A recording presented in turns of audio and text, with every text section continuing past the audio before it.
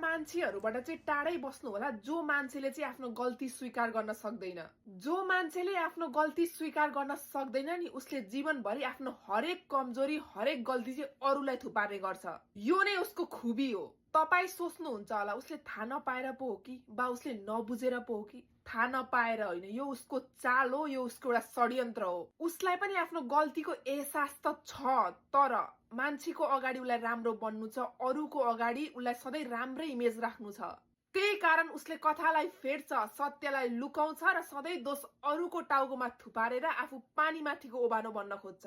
ऊ घमण्डले यति भरिएको छ कि उसले नाता गोता आफन्त सबै नै बिर्सिन्छ। बस आक्रमण गर्छ, दोष अरूलाई थुपार्छ अनि आफू चाहिँ सधैँ राम्रो देखिन खोज्छ। किनकि गल्ती स्वीकार्दाखेरि त आफ्नो वरिपरिको नियन्त्रण उसले गुमाएको महसुस गर्छ।